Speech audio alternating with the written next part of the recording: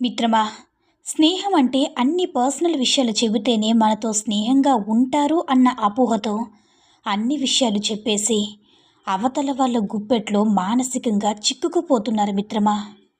సరదాగా మాట్లాడుకోవాలి, మనసు పంచుకోవాలి, ఎవరికైనా ఎంత చెప్పాలో అంతే చెప్పాలి.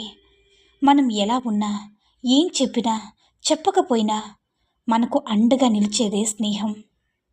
విడిపోతారేమనే భయంతో అస్సలు ఉండకూడదు. విడిపోయే పరిస్థితిలో కూడా విడిపోనిది స్నేహబంధం మిత్రమా. మా వాళ్ళని తిట్టావు, అందుకే నువ్వంటే కోపమని భార్య.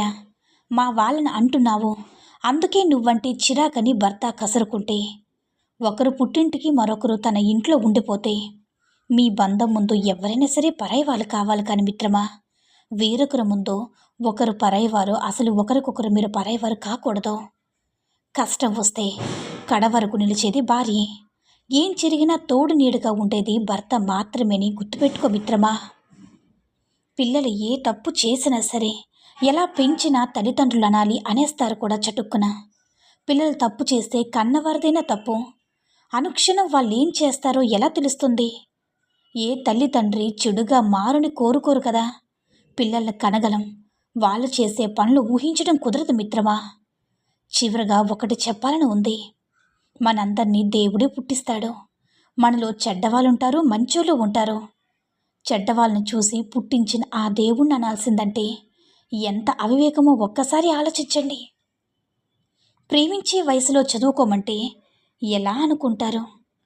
ప్రేమకి వయసుతో పని లేదు, కరెక్టే మిత్రమా. కానీ చదువుకునే వయసులో మాత్రమే చదువుకోగలం.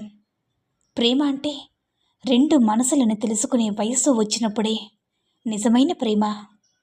వ్యామోహానికి ప్రేమ అని పేరు పెట్టి మిమ్మల్ని మీరే నాశనం చేసుకోకండి.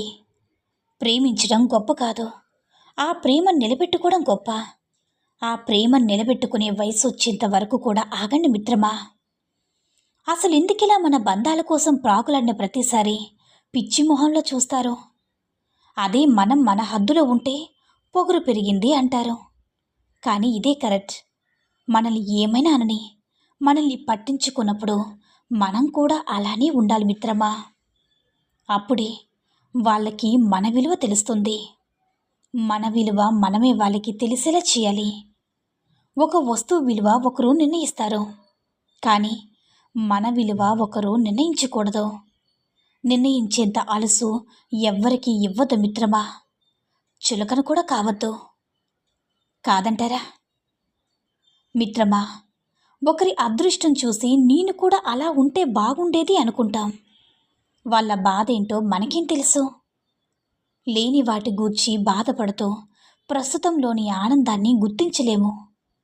వాళ్ళ సుఖాలు సంతోషాలు కావాలి అనుకున్నప్పుడు వాళ్ళ కష్టాలు కూడా అనుభవించాలని మర్చిపోక మిత్రమా. ఎందుకంటే ప్రతి మనిషి జీవితం కష్ట సుఖాలతోనే ముడిపడి ఉంటుందని గుర్తుపెట్టుకో. ఒకరి అదృష్టం చూసి నేను కూడా అలా ఉంటే బాగుండేది అనుకుంటాం. వాళ్ళ బాధలేంటో మనకేం తెలుసు? లేని వాటి గురించి బాధపడుతూ ప్రస్తుతంలోని ఆనందాన్ని గుర్తించలే మిత్రమా.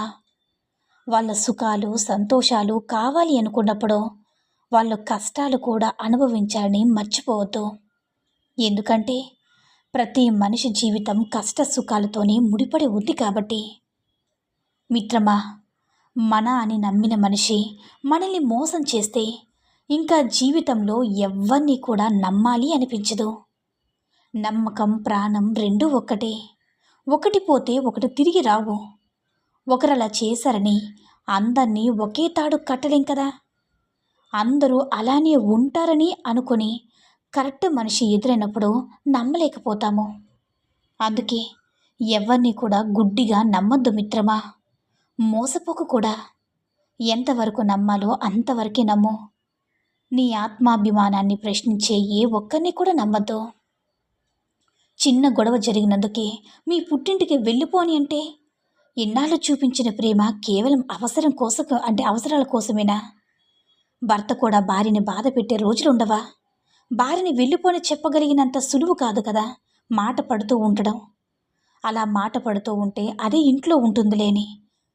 తాలిబంధం కన్నా పేగుబంధం అంటే పిల్లల కోసమే బందీగా ఉండే రోజులే ఎక్కువగా ఉంటాయి. భార్య లేకపోతే బ్రతకలేమా అన్న ప్రశ్న మొదలైతే పంతమి మిగులుతుంది. గోడల్లేని ఇల్లు ఉండదు, గొడవల్లేని ఆలుమగలు కూడా ఉండదని గుర్తుపెట్టుకో మిత్రమా. ఒక ఆడది నిన్ను వదిలేసే ముందు నీ ప్రేమను అస్సలు టెస్ట్ చేయదు, నీ యొక్క తెలివిని మాత్రమే టెస్ట్ చేస్తుంది మిత్రమా.